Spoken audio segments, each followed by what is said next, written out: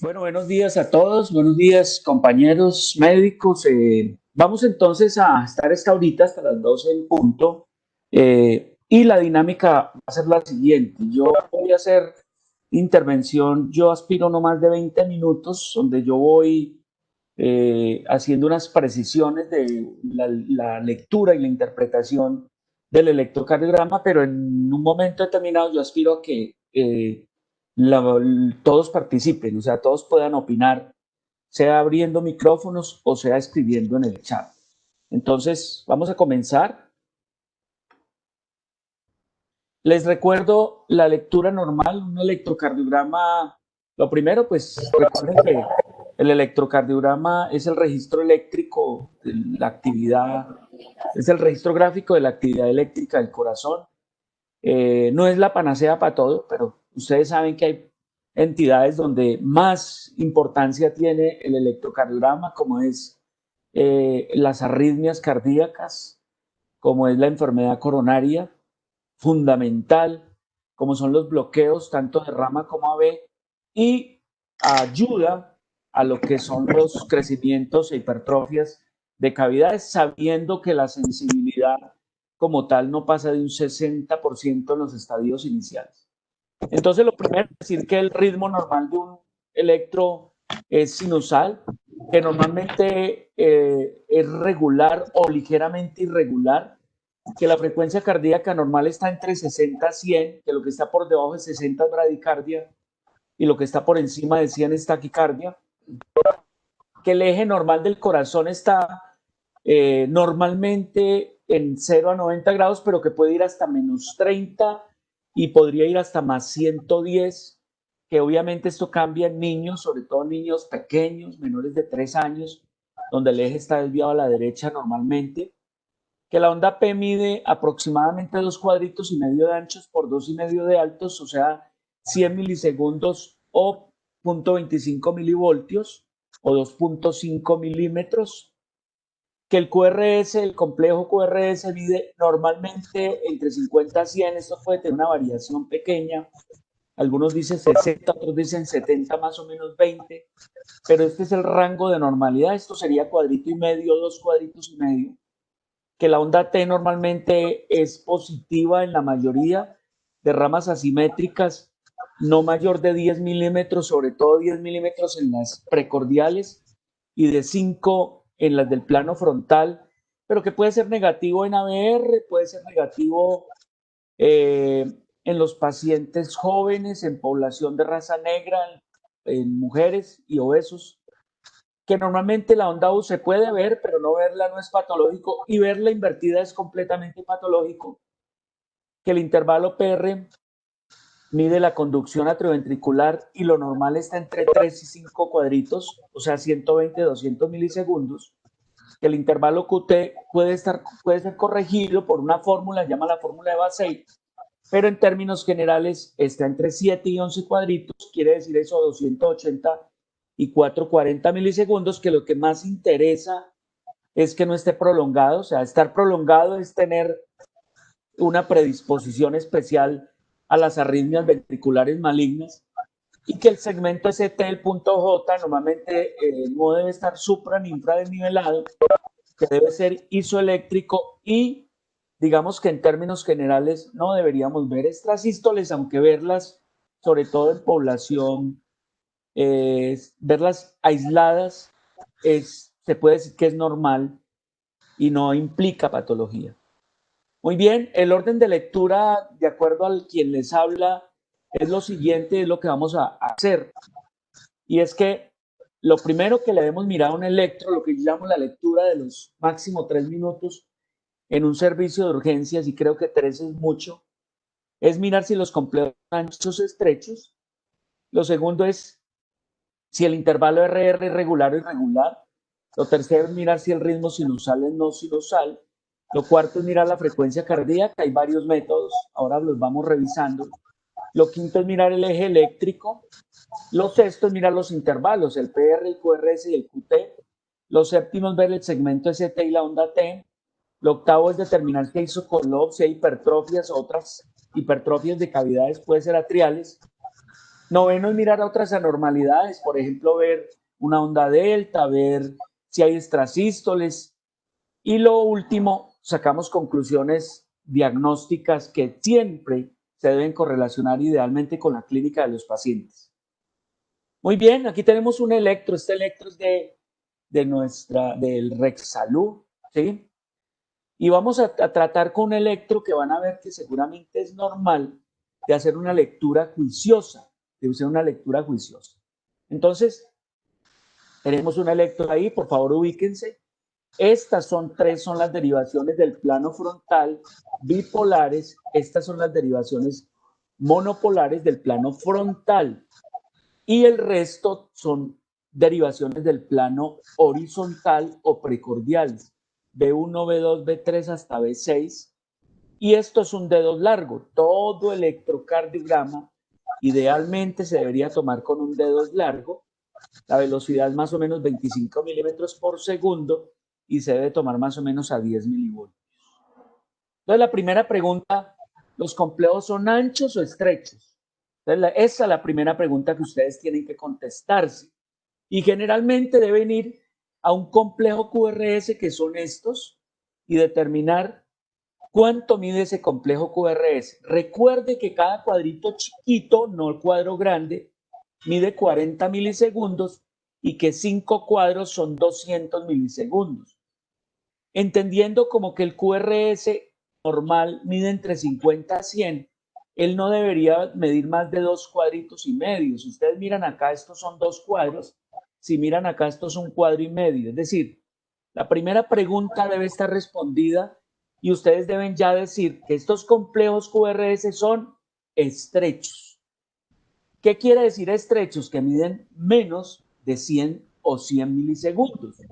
¿Qué quiere decir eso? Que la conducción intraventricular está normal.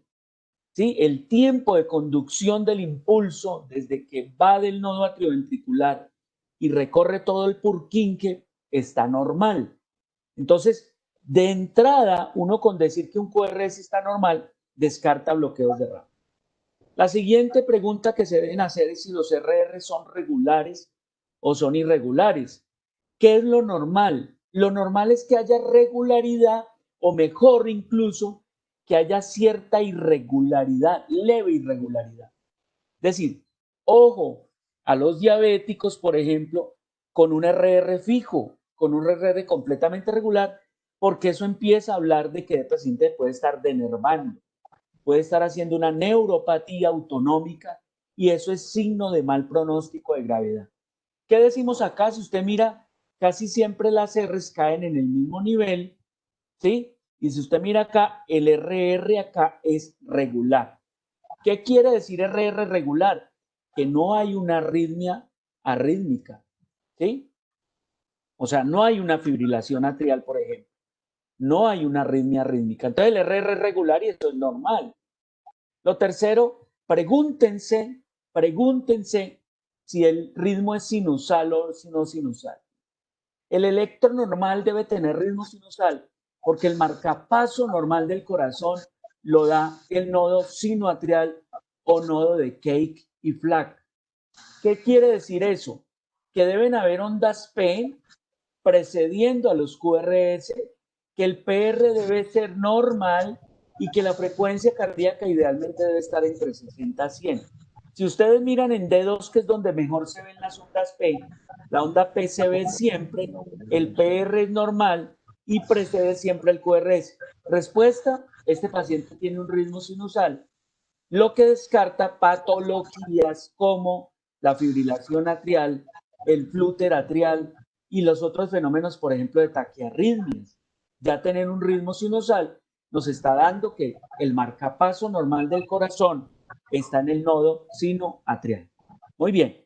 La cuarta pregunta es, determinen la frecuencia cardíaca, porque eso nos va a decir si el paciente tiene taquia o bradicardia o definitivamente tiene una frecuencia normal y seguramente el marcapaso del corazón está a nivel del nodo sinoatrial. ¿Cómo determinamos la frecuencia cardíaca? Muy fácil. Primer método, el método 1 es mirar cuántos cuadritos, si el RR es regular, hay entre R y R. Si ustedes miran, aquí hay 3 y según de pronto 4, aquí hay 3, 4, es decir, y dividen 300 entre el número de cuadros y eso le da la frecuencia cardíaca. ¿Qué frecuencia cardíaca tiene este paciente? 75. Cuando el RR es completamente irregular, la más fácil es mirar y medir una tira de 6 segundos. ¿Sí? ¿Qué quiere decir eso? 6 segundos son 30 cuadros grandes. 30 cuadros grandes. Entonces, ustedes miran, por ejemplo, que esto fuera una tira de 30 segundos, ¿cuántos QRS hay entre R y R? Y ese número de ese número de QRS lo multiplican por 10.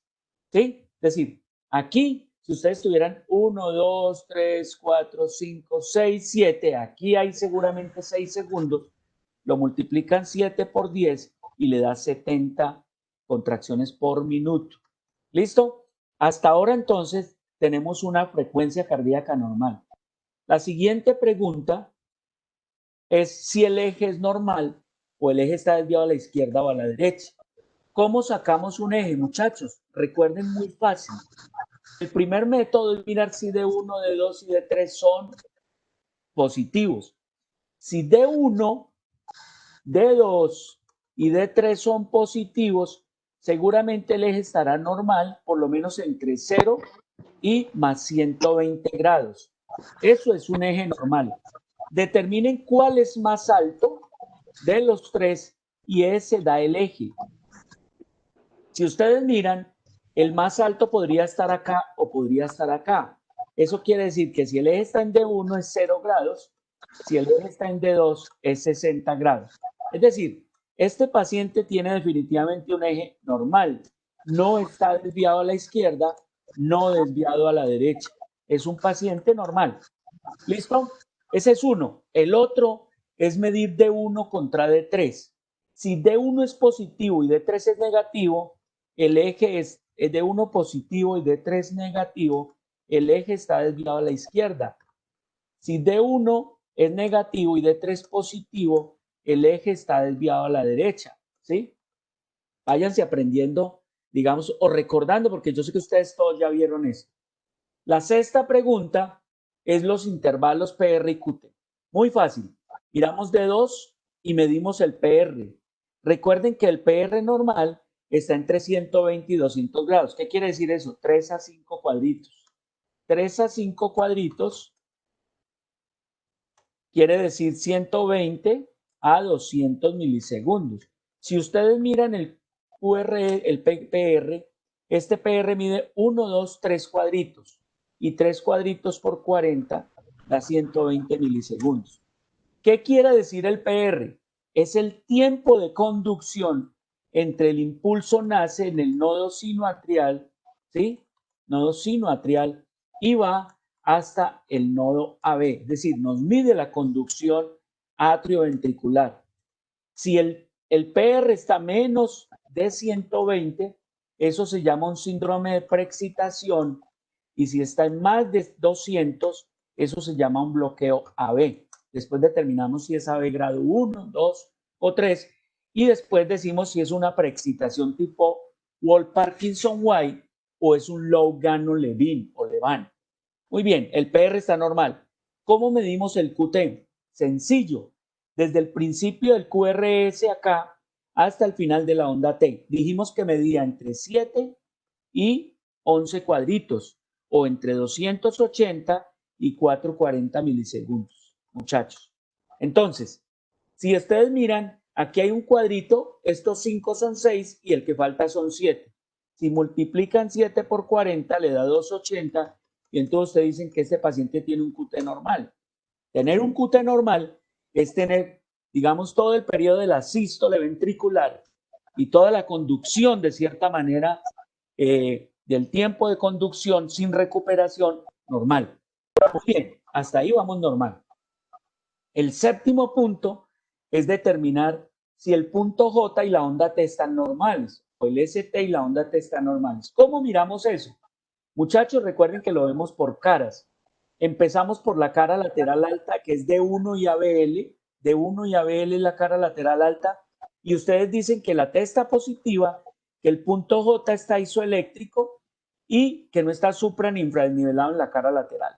Después van a la cara lateral baja, B5, B6, y miren que el punto J está normal, el ST está normal y la onda T está positiva.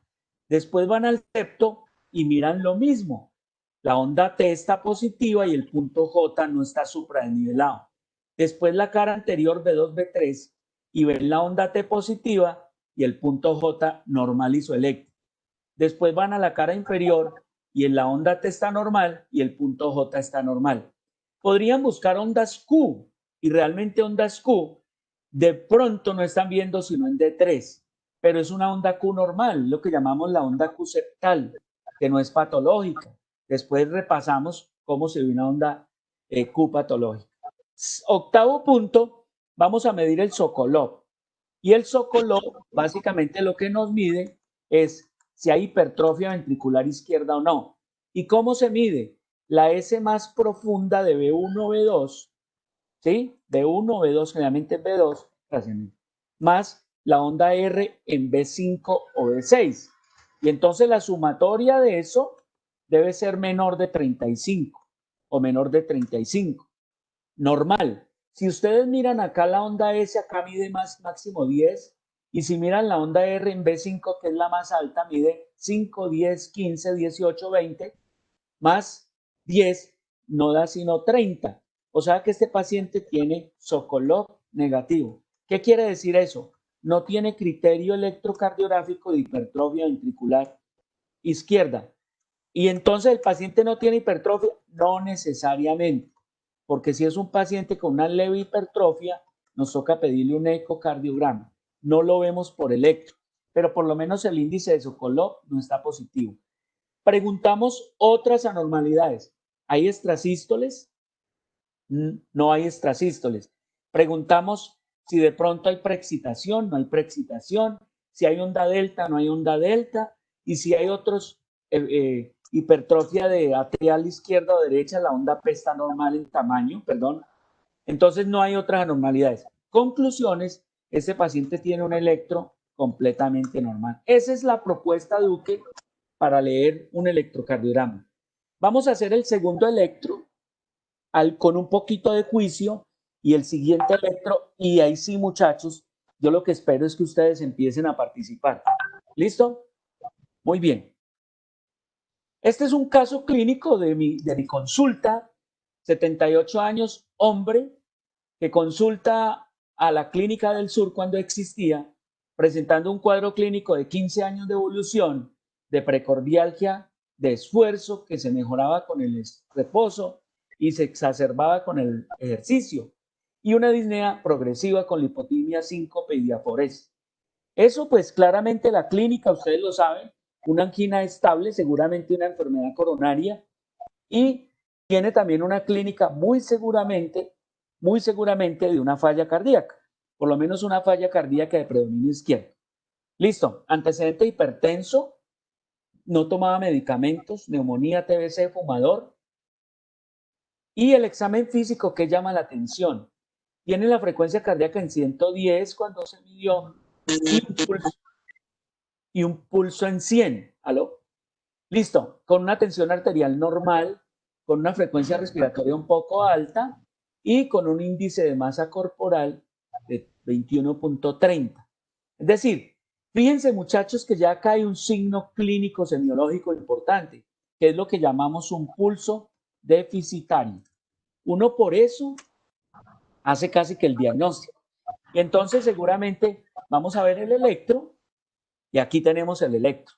Ahí tenemos, ese es el típico electro que ustedes lo ven en urgencias y el paciente llega con esta cadencia onomatopédica, que es tumta, tumta, tumta, tumta, tumta, tumta, tumta, tumta, tumta, tumta, tumta, tumta, tumta, tumta, tumta. Entonces usted dice, el paciente tiene ruidos cardíacos arrítmicos, ¿sí? Y frecuencia cardíaca es mayor que el pulso, eso se llama pulso deficitario. Y ya ahí hace el diagnóstico. Pero entonces como la idea es hacer una lectura juiciosa, nos empezamos a preguntar cosas. Un paciente hombre, añoso, seguramente con un corazón estructuralmente anormal, y con una clínica de enfermedad coronaria y una clínica de disnea. La primera pregunta, ¿los complejos son anchos o estrechos? La respuesta clara es que los complejos, mírelos, aquí tenemos un complejo que no mide más de 80 milisegundos y entonces la respuesta es que los complejos son estrechos. ¿Listo? Mide 50 100 milisegundos, los complejos son definitivamente estrechos. La siguiente pregunta es si el ritmo es sinusal. Acuérdense que dijimos el ritmo sinusal o no sinusal. Y aquí vemos la pregunta. Cuando miramos si hay ondas P, realmente ahí no vemos ondas P. Ahí vemos es unas ondas de pronto que traspasan la línea isoeléctrica chiquiticas que nos recuerdan de pronto las famosas ondas F. ¿Sí?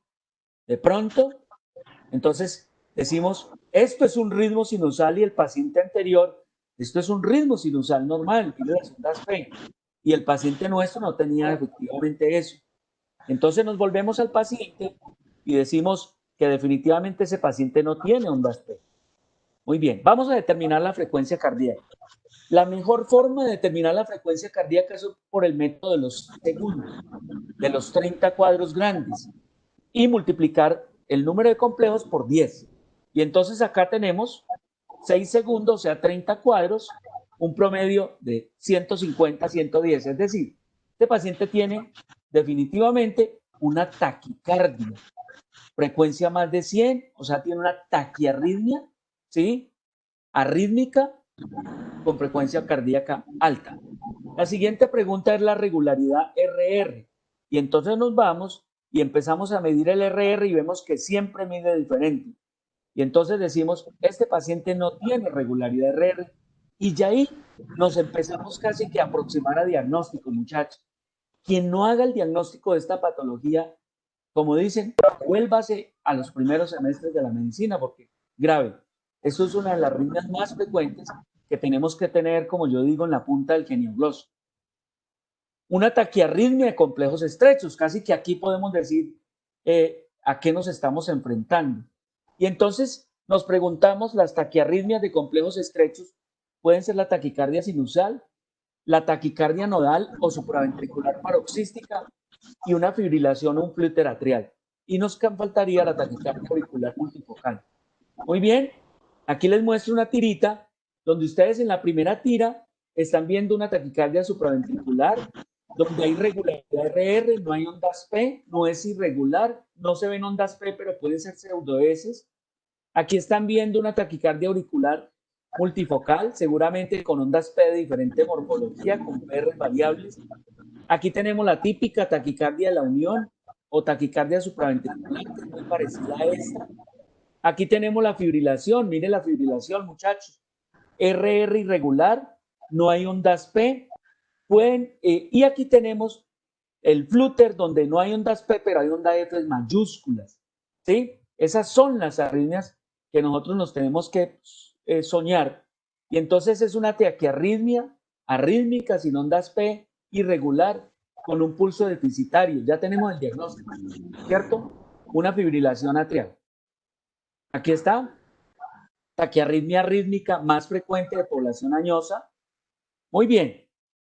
Yo les preguntaría a ustedes, compañeros, yo les preguntaría, denme opciones terapéuticas si están en Calarcá, digamos, de este paciente en un servicio de urgencias. ¿Qué consideraciones harían en este paciente?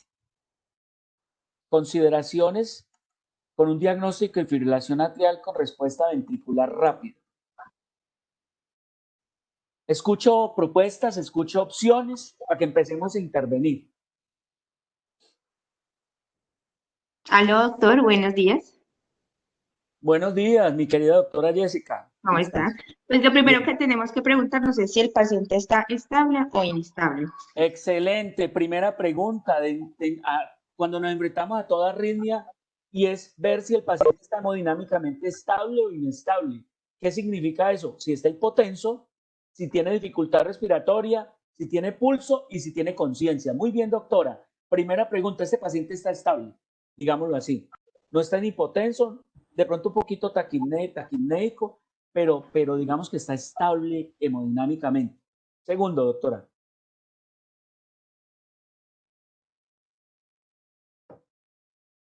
¿Qué otra consideración, compañeros?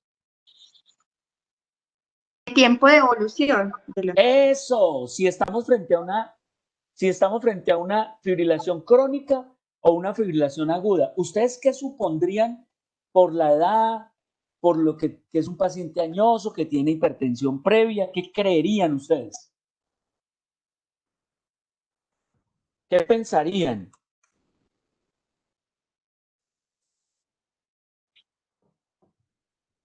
¿Es crónico o agudo? Es crónico, pues. Sí, doctora. Lo más posible es que estamos frente a una arritmia crónica. ¿Estamos de acuerdo, Joan Andrei, Carlos Fernando? Seguramente crónica. ¿Y qué significa crónica? Que nosotros no podemos angustiarnos por convertirle ese ritmo a un ritmo sinusal. Y entonces, ¿cuál es la prioridad? Eso, mi querida doctora Diana, controlar frecuencia cardíaca. Esa es la prioridad, seguramente. Y si estamos en perra perdida, pues nosotros tenemos medicamentos para eso, que controlan frecuencia cardíaca, que producen refuerzo regular y retardo, que tienen un efecto vagal, que mejoran respuesta ventricular, que disminuyen los tiempos de hospitalización. ¿Sí? ¿Cuál es ese medicamento de elección en este paciente? Además tiene falla cardíaca, seguramente. Amiodarona, doctor, ¿no? Amiodarona. ¿Están de acuerdo todos? ¿Están de acuerdo todos con el doctor? Acuérdense, doctores, que la amiodarona es una alternativa, es un antiarrítmico del grupo 3, que es muy buena indicación para arritmias tanto supraventriculares como ventriculares, que no me deprime el gasto cardíaco y por ese lado resultaría bueno, pero que yo utilizaría cuando yo quisiera cardiovertir el ritmo. Y resulta que en este paciente yo no quisiera cardiovertir el ritmo, sino mejorar la respuesta ventricular para que ese paciente mejore su falla, para que ese paciente... Entonces la doctora Diana dice un beta bloqueador podría ser, sí, el beta bloqueador es una de las opciones terapéuticas, pero antes que el beta bloqueador, ¿en qué podría pensar? Yo diría que el beta bloqueador, el problema es que el beta bloqueador en un paciente de pronto con una falla aguda, me podría precipitar, aunque el carvedilol sabemos que tiene efecto alfa y efecto beta. Entonces, antes que el beta bloqueador, que un calcio antagonista que pues con la falla cardíaca no lo podemos dar, que con la amiodarona pues no necesitamos cardiovertir farmacológicamente tampoco el paciente, que el paciente está hemodinámicamente estable, entonces tampoco necesitamos una desfibrilación o cardioversión. Entonces, ¿cuál sería el medicamento de elección? Les falta uno, que en este momento tiene una sola indicación prácticamente. Y lo tienen en Perra Perdida, en Calarcá, en Armenia. Esa es la última pregunta para que pasemos a la siguiente caso. ¿Qué hubo? ¿Alguien que se anime? Lo voy a escribir. Listo. La digoxina, compañeros. El metoprolol es un beta bloqueador cardioselectivo. Podría ser una indicación buena en el momento de compensación de un paciente que ya, digamos, no está en falla aguda. Podría ser una indicación en fibrilación y en falla, no estaría descabellado, Julián Esteban. Pero definitivamente de las indicaciones que se mantienen, yo diría pocas, de la digital, es en pacientes con falla cardíaca, respuesta ventricular alta, fibrilación ventricular, ¿sí? Por el efecto que estamos hablando. Aquí necesitamos aumentar la refractariedad del nodo AB, mejorar la respuesta ventricular, mejorar el gasto cardíaco, mejorar la clínica del paciente y seguramente nos puede ir bien. No necesitamos cardiovertir, como le digo, porque ese paciente seguramente tiene un atrio muy grande que nunca va a volver a la normalidad. Entonces, hasta ahí vamos. Muy bien, siguiente paciente. Varón de 78 años que toma algo para la presión, no sabe qué, y se le realiza un electro como parte de la rutina. Ahora sí quiero que todos empiecen a participar hablando o en el chat. Primera pregunta, pregunta número 1. ¿Los complejos son anchos o estrechos?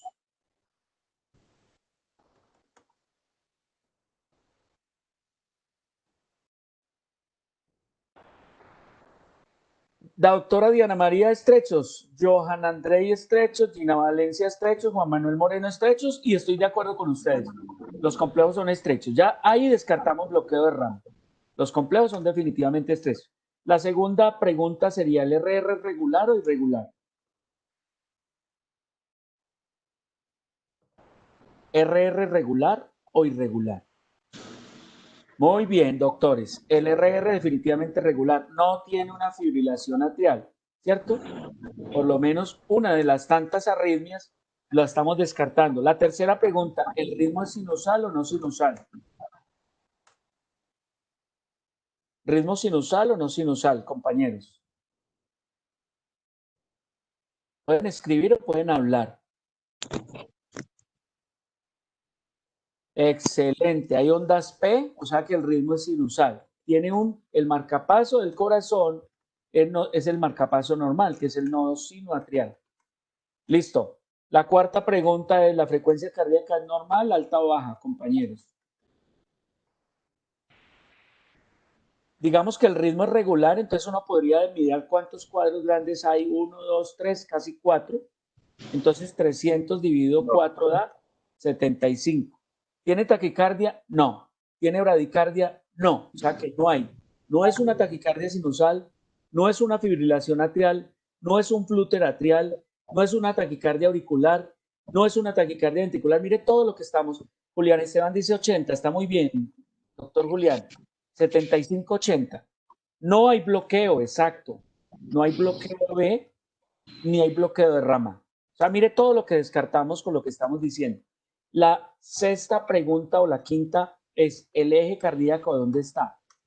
Entonces, mire, de 1 está positivo y de 3 está negativo. ¿Dónde está el eje? Desviado a la izquierda. Sí, señor. El eje está desviado a la izquierda, como dice mi doctor. El eje está desviado a la izquierda. Entonces ya tenemos un criterio. La sexta pregunta es el intervalo PR. ¿Cómo está? ¿Cuánto mide este intervalo PR acá? Aquí hay 3 cuadritos. ¿Cuánto mide?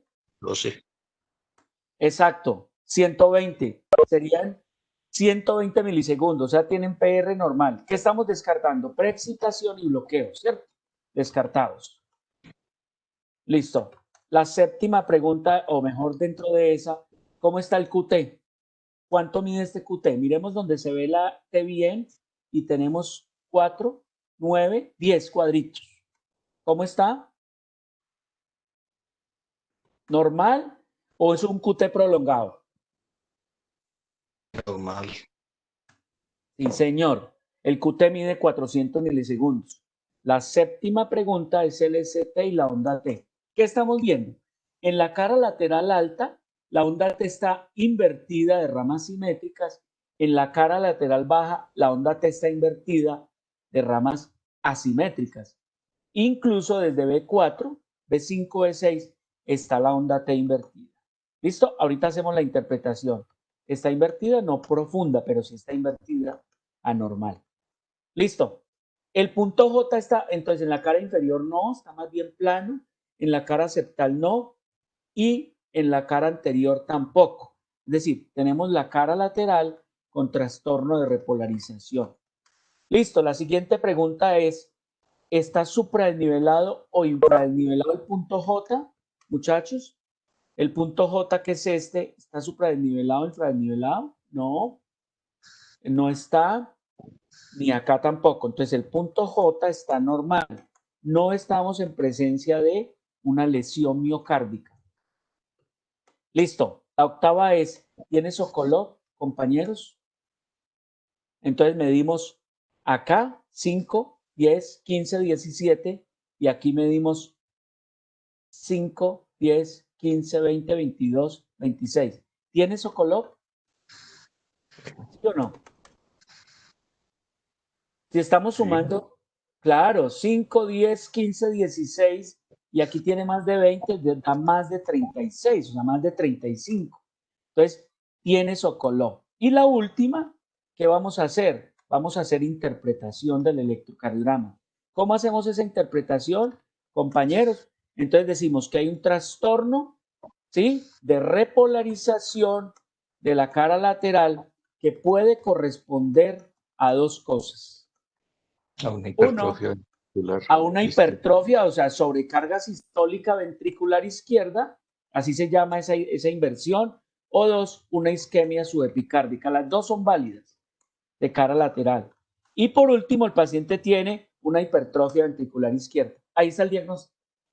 ¿Listo? O sea que ese paciente es un hipertenso que seguramente no toma o toma irregularmente la droga y que ya está haciendo una hipertrofia ventricular izquierda.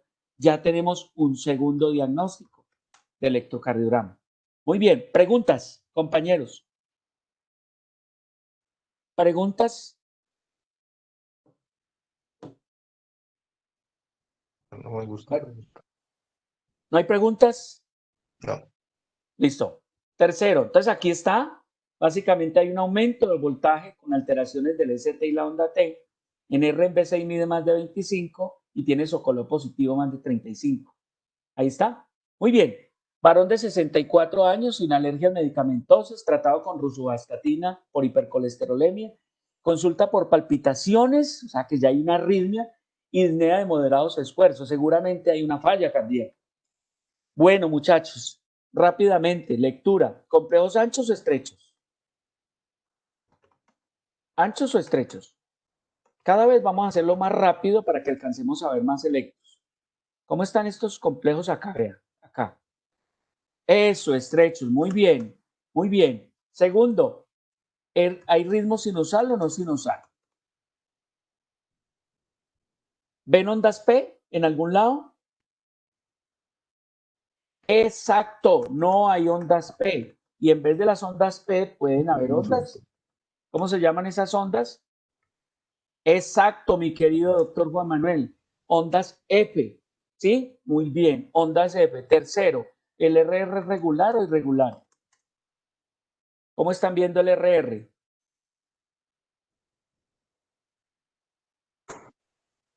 Mire que esta arritmia no es tan irregular como la fibrilación.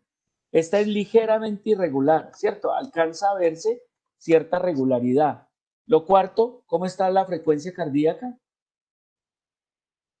Aquí. Podríamos tomar esta tira, tiene 1, 2, 3, 4, 5, 6, 7, 8, 9. La frecuencia cardíaca 9 por 10, más o menos 90, exacto. Tiene una frecuencia cardíaca normal, o sea que no tiene ni taquicardia ni bradicardia. Ni taqui ni bradicardia. Listo. ¿Podemos medir el PR, muchachos? ¿Podemos medir el PR? ¿Ustedes creen que podemos medir? Exacto. ¿Podemos medir el QT? Digámoslo acá, por ejemplo, tienes 3 y 5, 8, 9. 9 por 40. ¿Cómo está el PR? No hay P. Sí, pero el QT, perdón, el QT. QT no, 360 milisegundos. Exacto, el PR no lo podemos medir porque no hay ondas P, no hay ritmo sinusal. Muy bien, ¿hay otra alteración de pronto evidente en el ST en la onda T? ¿Hay Sokolov? Pregunto, ¿hay Sokolov? ¿Hay Sokolov? ¿Hay No. ondas veces profundas en B2? ¿Rs altas en B6? ¿Sí o no?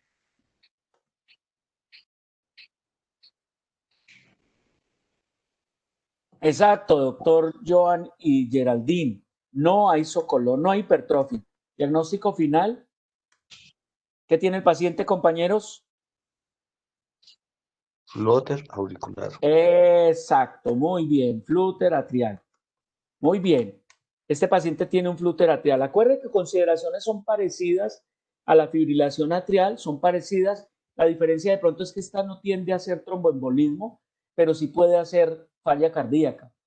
Las consideraciones son las mismas si está estable, si está inestable, si de pronto el paciente tiene la falla cardíaca, si no tiene falla cardíaca, si tiene enfermedad coronaria. Entonces, con esas consideraciones yo tomo la determinación. Por ejemplo, este paciente tiene una frecuencia cardíaca normal. A mí no me estresa que tenga el flúter, porque mientras tenga el flúter con respuesta ventricular normal, digamos que el paciente está compensado. Esa es como la consideración. Listo.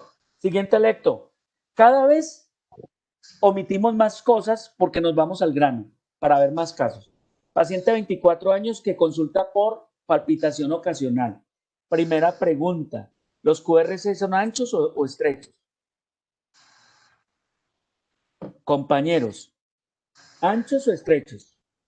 Sí, señora, sí, doctora Gina. Para mí también son anchos, perdón.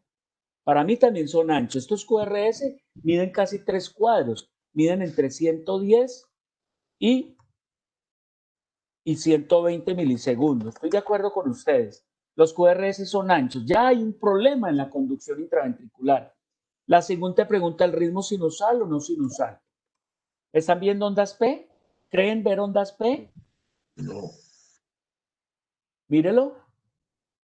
¿Creen ver ondas P, compañeritos? ¿Verdad? ¿Creen ver ondas P? Estos son ondas P, muchachos. Estos son ondas P. Estos.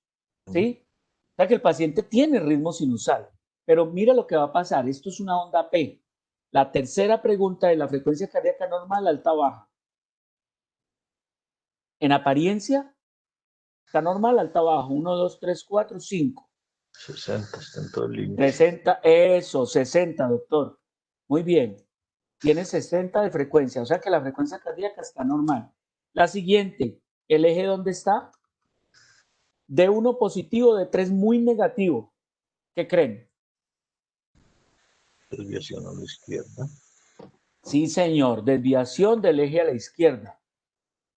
Sí, señor. Ahora la siguiente pregunta, ¿el PR cómo lo ven? ¿El PR cómo está? Corto. ¿Qué le llama la atención de ese PR? Aquí, mire, ¿cuánto mide? No más de 2 cuadritos. Eso, el doctor Juan Manuel dice PR corto. ¿Listo? Ahí ya aparece una posibilidad diagnóstica, ¿no es cierto? ¿Y qué les parece esta onda? ¿Qué les parece esta onda? ¿Qué les parece esta onda? ¿Quién le pegó, pues? Y esta de acá de la rama descendente. Sí, doctor Juan Manuel, esa es la onda delta. Entonces el paciente tiene PR corto con onda delta. ¿Y eso cómo se llama? La preexcitación. Un síndrome de preexcitación o síndrome de... Wall Parkinson White. Sí, señor, Wall Parkinson White. Sí, señor, muy bien, muy bien. ¿Y qué les parecen en D2, D3 y ABF, muchachos? ¿Qué es esto? ¿Qué es esto? ¿Un qué? D2, D3 a la cara inferior. ¿Y ABF qué tiene el paciente? ¿Qué les parece esa onda? ¿No les parece esto? ¿Sí o no? ¿Estamos de acuerdo o no? Que ahí no hay ondas R, no hay ondas R. Entonces puede ser una QS. ¿Y qué significa un QS? Un posible Infarto antiguo. necrosis antigua. Sí, mi doctor. Muy bien. Diagnósticos finales de este paciente. Tiene un Wall Parkinson White, ¿cierto? En fase de reposo, digámoslo así, y una necrosis posiblemente antigua de cara inferior. ¿Listo? Listo. Tratamiento de este paciente hay que mandarlo para estudio electrofisiopatológico porque la causa de esta patología se llama un haz aberrante. Un haz aberrante o haz de Kent. ¿Sí? Haz de Kent. Que es un haz que pasa del atrio al ventrículo sin pasar por el nodo sinoatrial. ¿Sí? Listo. Listo, compañeros. Muy bien. Excelente. Aquí está, miren. Onda delta, PR corto. Ahí está el diagnóstico. Más una necrosis antigua. Paren de 56 años, antecedentes de dislipidemia, hipertenso, diabético, nefropatía, mal control. Acude por dolor precordial que describe opresivo irradiado a mandíbula. De inicio en reposo y 1 hora de duración. ¿Listo? Entonces sospecha síndrome coronario agudo, posible infarto de miocardio agudo. Por favor, lectura. Compañeros, complejos, ¿anchos o estrechos? ¿Anchos o estrechos? Estrechos, listo. Regularidad RR, irregularidad RR. ¿Regular o irregular? Regular. Muy bien, ¿ritmo sinusal o no sinusal, compañeros? ¿Sinusal o no sinusal? ¿Sinusal? Eso, muy bien, sinusal. Muy bien. La frecuencia cardíaca está en ¿cuánto? 1, 2, 3. 1, 2, 3. ¿Cuánto está la frecuencia cardíaca? 300 dividido 3 a 100. Sí, señora. Sí, señor. Juan Manuel. Muy bien, excelente. Frecuencia cardíaca normal. Listo. Ahora sí, el PR, ¿normal o anormal? PR, ¿normal o anormal? ¿Cuántos cuadritos hay ahí en el PR? Intervalo PR.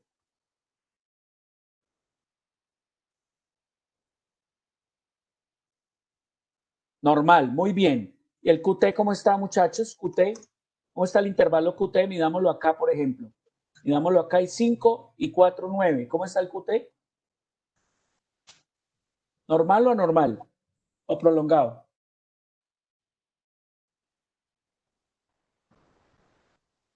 Normal, muy bien. Listo, ¿qué están midiendo? El ST y la onda T.J. D2, punto J supradesnivelado, D3, punto J supradesnivelado, D2, punto J supradesnivelado y el ABF. ¿Cuál es el diagnóstico? ¿Es una isquemia o es una lesión? Exacto, exacto. Acuérdense que el signo predictivo más importante para hablar de infarto agudo del miocardio es la elevación del ST. Listo, entonces estamos frente a posible infarto agudo del miocardio con elevación del ST. Y entonces, ¿cuál es el diagnóstico diferencial? Denme dos posibilidades de diagnóstico diferencial o una.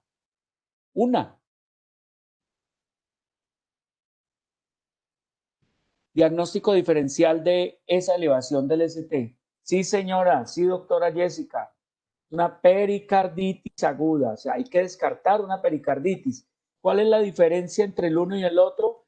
Que en la pericarditis el dolor primero es un dolor de tipo punta de costado, ¿sí? Y segundo, el ST es difuso, difusamente elevado. Y tercero es de concavidad superior. Sí, señor. Muy bien. ¿Lo trombolizamos o no lo trombolizamos? ¿Trombolizamos o no trombolizamos?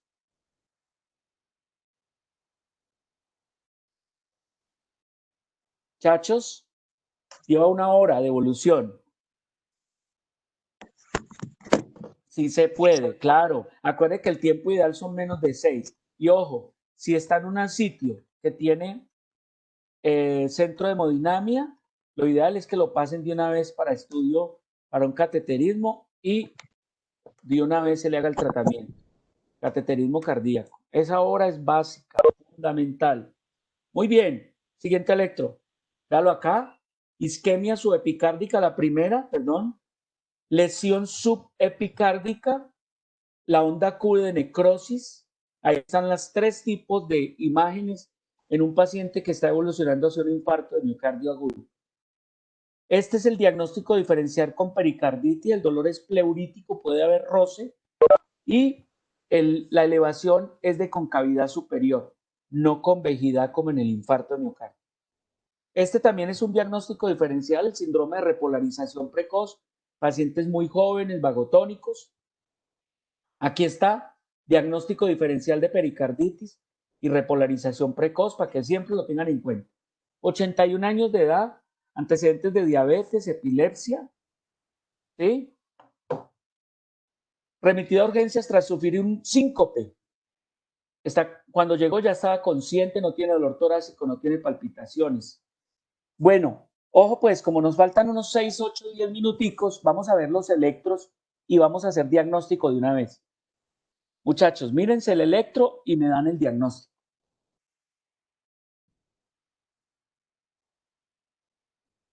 Opinen.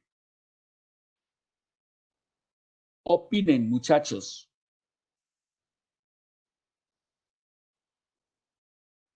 Miren acá, este de 2, miren 1, 2, miren esta acá, miren donde cae por acá, miren que está cayendo acá, eso. Entonces no hay ritmo sinusal, exacto.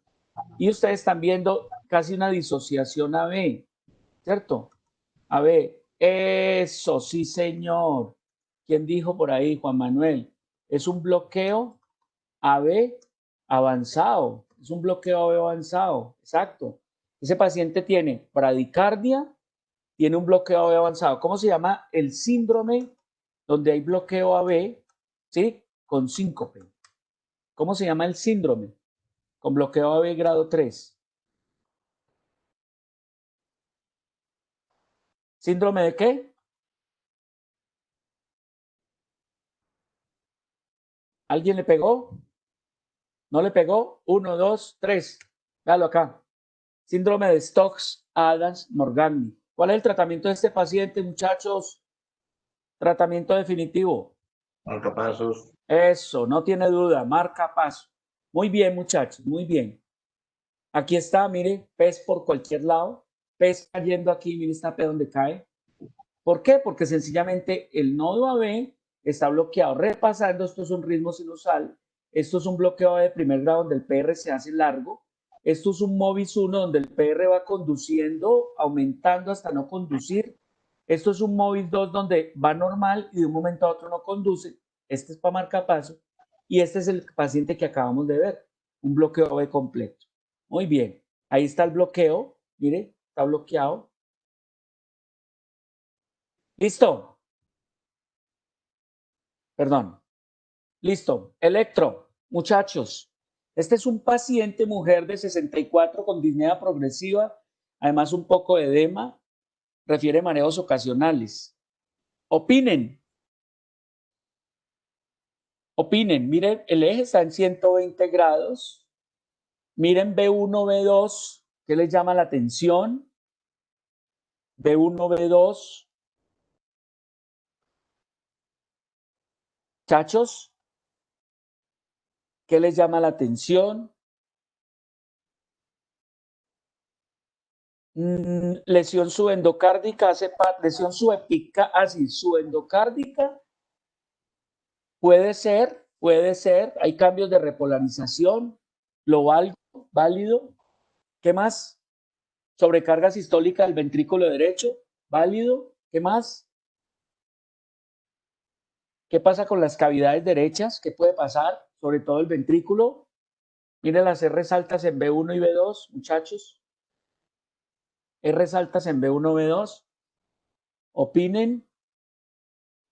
Opinen. Esto no es un Sokolov, es lo contrario de un Sokolov. Una hipertrofia ventricular derecha. Si usted tiene hipertrofia ventricular, si tiene sobrecarga ventricular derecha, ¿cierto? Si tiene el eje desviado a la derecha, ¿usted qué podría sospechar también que ese paciente pudiera estar haciendo si se presenta con una cianosis, ¿sí? Súbita, con una taquipnea, con una taquicardia? Esa triada es muy importante. Diagnóstico posible que dentro de todo lo tenemos que pensar. ¿Qué hubo? 1, 2, 3, 4, 5. ¿Alguien le pegó? ¿Chachos? ¿No le pegaron? ¿Qué tal si aparece una obstrucción de la arteria pulmonar? Sobrecarga súbitamente el ventrículo derecho.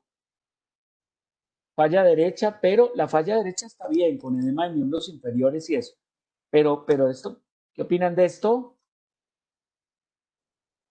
¿Se acuerda la tríada de McQueen? Que es difícil verla, ¿sí? Tríada de McQueen, ¿cierto? S1, Q3 y T3, ¿sí? No es el caso, pero se los pongo como una opción, Juan Manuel, eso. Se los pongo como una opción ahí. Muy bien. Por ahora, entonces, pensemos en sobrecarga sistólica ventricular derecha, hipertrofia ventricular derecha. 65 años, diabética, hipertensa, acude a urgencias con dolor precordial, desencadenado en reposo, 30 minutos. Opino diagnóstico, muchachos. Tenemos 5 minuticos más. Opino diagnóstico.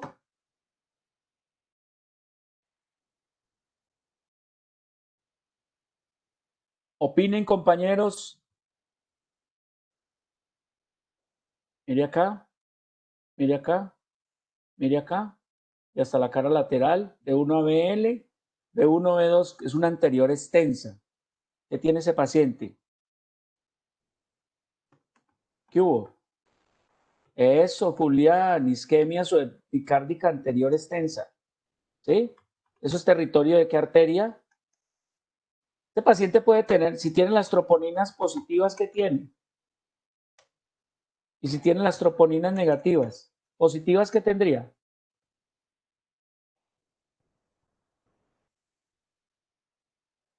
Troponinas positivas. Si es negativo, una angina inestable. Si es positiva, un infarto sin elevación del ST. Sí, señor. Muy bien. Entonces, ¿lo trombolizamos o no lo trombolizamos? No. Exacto, no se tromboliza. Se maneja como una angina inestable o un infarto de miocardio sin elevación del ST. Muy bien, muchachos. Isquemia subepicárdica, diagnóstico diferencial, ¿sí? La hipopotasemia, la hipocalemia, ¿sí? Isquemia subepicárdica de cara anterolateral. Ese es el diagnóstico electrocardiográfico. Muy bien, aquí está territorio de la coronaria izquierda, descendiente anterior izquierda. Y esto es después de que le hicieron el cateterismo, vean. Se acabó la isquemia. ¿Listo? Opinen. Vamos a ver todos los electros rapidito. Diagnóstico. Complejos QRS. ¿Anchos o estrechos? Complejos, anchos o estrechos. Mire, mide casi 3 cuadros. Eso. 120 milisegundos el QRS. O sea que si tiene el QRS difusamente ancho, quiere decir que el diagnóstico ya sabemos qué es. ¿Cuál es el diagnóstico? Un bloqueo. Ah, este berraco Johan, véalo. Sí, señor. Entonces, acuérdense la mnemotecnia. Las famosas orejitas de conejo en B1, B2. Esto hace el diagnóstico. Entonces, este paciente tiene un bloqueo completo de rama derecha, bloqueo de rama derecha. Tiene el R, S y R' mayúscula con la T invertida de ramas asimétricas en B1, B2. Eso es un bloqueo completo de rama. Ojo con la rama izquierda, Julián. Es rama derecha, derecha. ¿Sí? R, R', S. Orejas de conejo, apréndanselo. ¿Sí? Esa es la mnemotecnia. Si no saben la parte electrofisiopatológica, apréndanse eso por lo menos. Niño de 7 años tratado con anticonvulsivantes, fenobarbital, fenitoína. Diagnóstico. Escucho. El ritmo es sinusal, el QRS está normal. ¿Y qué les llama la atención? La onda mellada. Otra, una T mellada. ¿Qué más le llama la atención? Una QT por largo. Un QT, ¿sí? Largo. ¿Y por qué será entonces que tiene el QT largo? ¿Qué toma el paciente? Vean. Mírelo. Toma fenitoína. ¿Sí? Fenitoína. Este es el famoso QT largo, puede ser adquirido, puede ser congénito. El QT largo asociado a sordera, ¿sí? QT largo. Eso se llama un síndrome. ¿Cómo se llama ese síndrome? De Nielsen, Lars, se me falta un nombre. Nielsen, Lars, Gidwell. ¿Sí? QT largo, o sea, nacen con QT largo congénito asociado a sordera. Es una canaliculopatía. Pero el QT adquirido, siempre piensen en drogas. ¿Qué tipos de drogas? Los antiarrítmicos del grupo 1. ¿Cuál es el peligro de este niño, muchachos? ¿Cuál es el peligro? ¿Cuál es el peligro de este paciente? Las arritmias ventriculares malignas, o sea, taquicardias ventriculares multifocales. Sí, señor, muy bien, Jessica.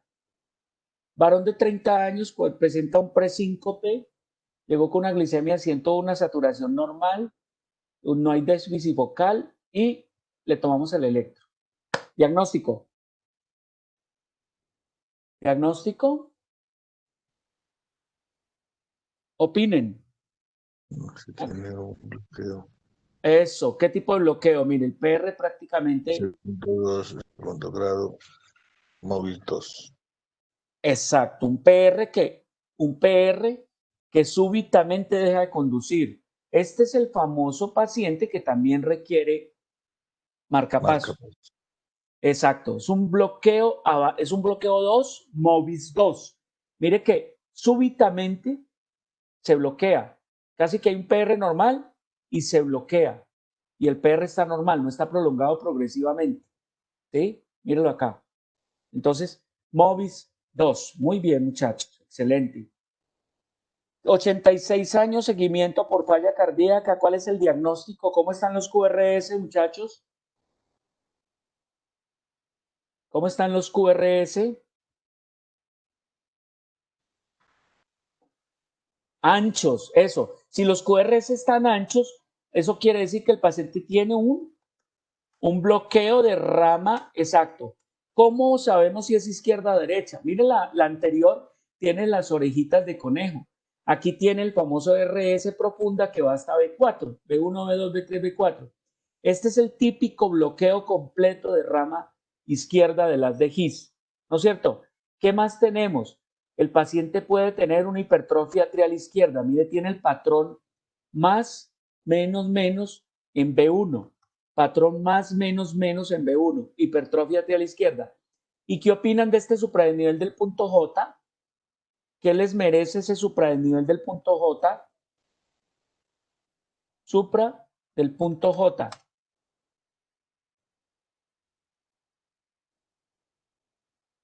¿Qué les merece ese supradesnivel, muchachos? Acuérdense que hace parte del bloqueo de rama izquierda. El bloqueo de rama izquierda per se tiene trastorno de repolarización que hace pensar en una enfermedad coronaria. De hecho, si estos pacientes llegan con dolor precordial y la troponina 1 positiva, se maneja como un infarto agudo del miocardio con elevación del ST. Así de sencillo. ¿Listo? Muy bien. Diagnóstico. 81 años, palpitaciones hace una semana. Niega síncope, dolor torácico. ¿Cuál es el diagnóstico, muchachos?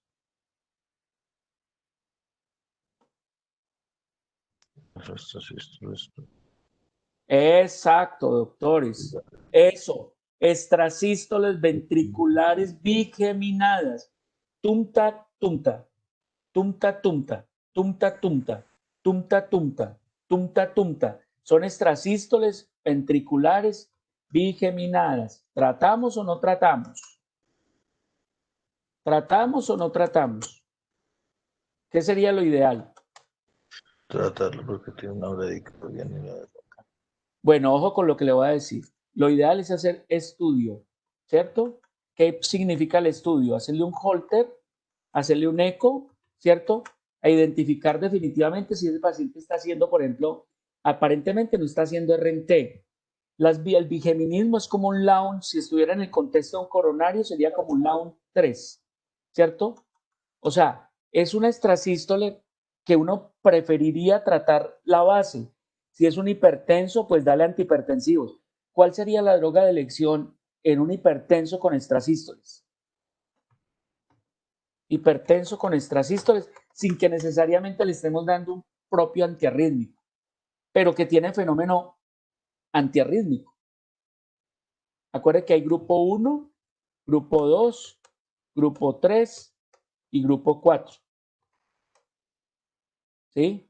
El grupo 2 son los beta bloqueadores y el grupo 4 son los calcio antagonistas. Los otros son puros antiarrítmicos puros. Este paciente se beneficia de un beta bloqueador, ¿cierto? Un metoprolol si es un hipertenso y esas extrasístoles seguramente mejoran. Entonces recuerden, muchachos, el mensaje que quiero decir es que arritmia no es igual a antiarrítmico. Las arritmias lo que debemos hacer es buscar desencadenantes, ¿sí? Y tratar causas. Un hipertenso mal controlado es un hipertenso que hace arritmia. Entonces, se busca el control de la presión arterial y por ese mecanismo de pronto podemos controlar la arritmia. Ese es el mensaje grande. Aquí está el foco irritativo en el ventrículo. Esto es bigeminismo que estamos mostrando. Listo, voy a mostrar estos últimos electros. Diagnóstico en este. Tiene lipotimias, RR regular, complejos estrechos, frecuencia cardíaca alta. Sí, doctor Juan Manuel. Eso es la famosa taquicardia supraventricular paroxística por reentrada nodal, o más fácil, taquicardia nodal. ¿Sí? Es una de las arritmias rítmicas paroxísticas más frecuentes de población joven. Listo, medicamento de elección, muchachos. Eso, doctor Juan Manuel, doctor Johan. El medicamento de elección. Y si estamos en perra perdida, ¿qué le hacemos? Perra perdida, ¿qué le hacemos? Y antes del masaje carotídeo, ¿qué le podemos hacer a ese paciente? Muchachos. Antes de medicamentos, ¿qué le hacemos? Antes de adenosina. Eso, maniobras vagales, masaje carotídeo, 10 segundos. ¿Listo? Eso es lo importante. Muy bien, muchachos. Mecanismo electrofisiopatológico, ¿sí? O el fenómeno de reentrada doble vía en el nodo AB. ¿Listo? Es el mecanismo electrofisiopatológico. Creo que vamos terminando acá. Aquí están las arritmias y aquí terminamos. Muy bien, muchachos. ¿Preguntas?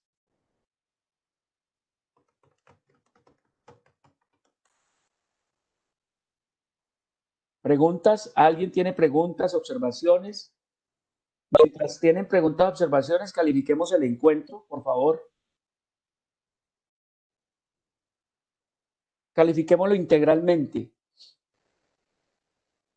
Tocó volar un poquito, muchachos, pero es que el tiempo obviamente nos apremia, ¿no? La idea no es más de una hora, porque más de una hora ya estaríamos cansados. ¿Pueden seguir votando? Falta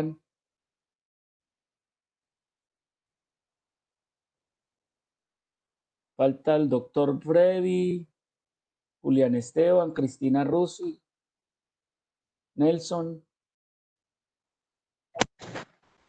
Doctor, buenos días. Buenos días. Bueno, doctor, agradecerle, muy interesante el taller. Y para nosotros vemos aquí varios estudiantes de enfermería cuarto semestre, Carlos, Caroline, Mariana, Julián, Joan, y realmente nos enriquece mucho nuestro conocimiento. Muchas gracias, doctor. Excelente, excelente tenerlos acá. Muchas gracias a ustedes. Excelente. Me disculpan si corrimos un poquito, pero como les digo, pues la idea de esto es un repaso, pues mirar los aspectos más importantes. Y bueno, habrá mucho que hacer. Acuerden que en el canal de YouTube Jorge Luis Duque Valencia hay más de 65 videos que los pueden ver despacio y de todos los tipos, de todos los talleres. La próxima o esta semana voy a empezar a hacer lo que llamamos los 5 minutos del electrocardiograma. Para hacer lo que hice al principio, lo hago con muchos electros. Una lectura juiciosa, pormenorizada, pero en 5 minutos. Bueno, muchachos, muchas gracias. Muchas gracias, doctor Freddy Wilson, doctor David, y gracias a ustedes por estar acá.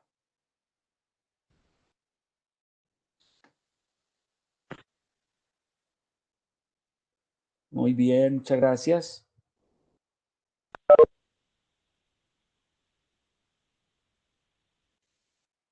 Gracias a todos. Muchas gracias.